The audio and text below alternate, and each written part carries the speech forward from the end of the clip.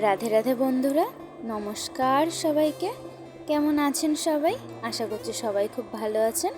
প্রদীপ পূজার নতুন আরেকটি ব্লগে আপনাদের সবাইকে স্বাগত। আগের দিনের কম্পিউটার ব্লগে তোমাদের বলেছিলাম তোমাদের বারাসাতে রথের মেলায় নিয়ে যাব, তাই আজকে তোমাদের দাদাভাই তাড়াতাড়ি চলে এসেছে, মেলায় নিয়ে যাবে। তাই বাড়ি এসেই কিন্তু তোমাদের দাদাভাই আগেই তৈরি হয়ে নিয়েছে, আর আমিও তাড়াতাড়ি করে তৈরি হয়ে নিলাম। তাহলে চলো তাড়াতাড়ি করে বেরিয়ে পড়া যাক, না হলে ফিরতে অনেক রাত হয়ে যাবে। কিছু সময় পরে আমরা কিন্তু চলে এসেছি বারাসাতের মেলার মাঠে। এখানে এসে আমরা একটু ওয়েট করছি আমাদের ভাইয়ের জন্য, সে বারাসাতেই থাকে। আর হ্যাঁ, বারাসাতে কিন্তু দুই জায়গায় মেলা হচ্ছে, একটা রথতলাতে আর একটা হেলাবরতলাতে। আমরা হেলাবরতলাতেই এসেছি, যেটা তোমাদের সেদিন কম্পিউটার ব্লগ ভিডিওতে দেখিয়েছিলাম। গল্প করতে করতে কিন্তু আমার ভাইও চলে এসেছে। তাহলে চলো মেলার ভিতরে গিয়ে তারপরে কথা বলা যাবে। মেলার ভিতরে ঢুকতে না ঢুকতেই দেখি সামনেই জিলাপি বাদাম ভাজার দোকান। দেখেই মন চাইছিল একটু যাই ওই দোকানে, কিন্তু ভিড় দেখে আর যেতেই পারলাম না। এই ভিড়ের মধ্যে আমি ভালোভাবে ক্যামেরা ধরতেই পারছিলাম না, তাই ক্যামেরাটা ওনার হাতে দিয়ে আমি গুড়গুড় করতে করতে ভিড় ঠেলতে ঠেলতে ঢুকে পড়লাম মেলার মধ্যে। আর হ্যাঁ, রথতলার মেলা বড় হওয়া সত্ত্বেও আমরা কেউ যেতে পারিনি, তার কারণ আজকে সকালে বৃষ্টি হওয়ায় রথতলার মাঠে অনেকটা কাদা জমে গেছে। তাই আজকে সবাই হেলাবরতলায় এসেছি মেলা দেখতে।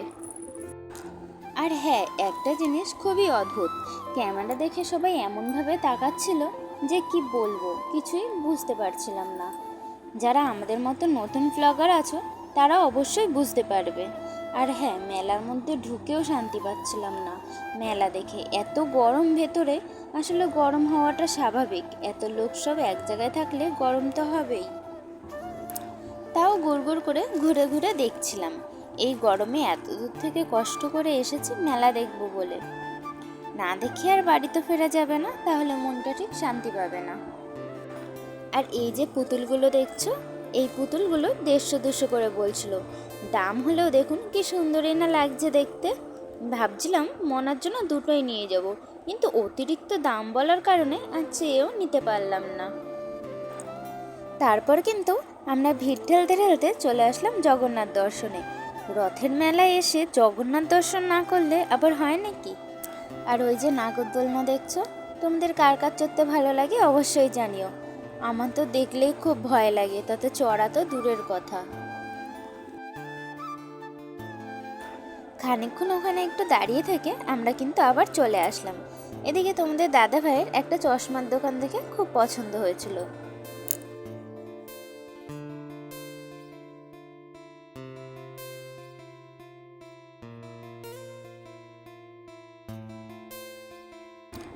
তোমাদের দাদা ভাই আমার ভাইকে চশমাটা একটু পরিয়ে দেখলো, কিন্তু ওর চশমাটা পছন্দ না হওয়ায় ও নিল না। তাই তোমাদের দাদা ভাই চশমাটা নিয়ে নিল। তারপরে আমি সেখান থেকে চলে আসলাম একটা জুয়েলারির দোকানে। আর এখানে দেখো কত সুন্দর সুন্দর গলার হার, হাতের ব্যাঙ্গেল, কানের দুল, কত সুন্দর সুন্দর জিনিস বিক্রি হচ্ছিলো, যেগুলো হয়তো বাইরে অনেক বেশি দাম নেবে, কিন্তু এখানে এই দিদিভাইটা মাত্র 30 টাকায় সেল করছিল। ওখান থেকে কিছু জিনিসপত্র কিনে নিয়ে আসার পথে দেখলাম খুব সুন্দর সুন্দর বাচ্চাদের হেয়ার ব্যান্ড বিক্রি হচ্ছে, তাই তোমাদের মিঠির জন্য নিয়ে নিলাম দুটো হেয়ার ব্যান্ড আর কিছু খেলনা।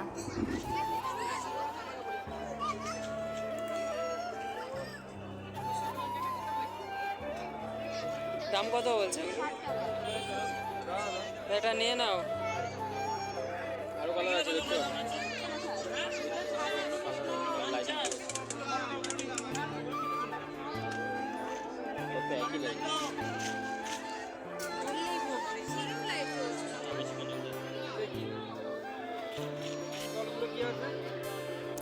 তারপর বাইরে বেরিয়ে দেখি খুব সুন্দর একটা মোমোর দোকান। আমরা সেখানে এসে 2 প্লেট মোমো নিয়ে বসে পড়লাম। তোমাদের দাদা ভাই আবার অত ভালো খায় না মোমো, তাই আমি আর আলাদা করে ওর জন্য নিলাম না। তাহলে আমরা মেলা ঘোরা হয়ে গেছে, আর এখন যাচ্ছি বাড়ির দিকে। এখান থেকে কলোনি মোড়ে যাব, ওখান থেকে অটো ধরে তারপরে বাড়ি যাব। তাহলে বাড়ি গিয়ে কথা হবে। তারপর আমরা ভাইকে ছেড়ে দিয়ে চলে আসলাম আমাদের মামনগাছিতে। অনেক রাত হয়ে গেছে, তাই আমি আমার এক দিদার চাউমিনের দোকান থেকে এক প্লেট চাউমিন নিয়ে নিলাম। আর ওই দিদার কাজের ফাঁকে আমি একটু আমার কারসাজি দেখিয়ে নিলাম। আর আমাকে রাঁধুনি রাঁধুনি লাগছে নাকি অবশ্যই কিন্তু জানিও। আমরা বাড়ি চলে এসেছি বন্ধুরা, আর অনেক রাত হয়ে গেছে। কী কী কিনলাম, কেনাকাটি করলাম সেটা আজকে দেখাতে পারলাম না, সেটা পরে কোনো এক ভিডিওতে দেখাবো। ততক্ষণে আপনারা ভালো থাকবেন, সুস্থ থাকবেন। টাটা, রাধে রাধে।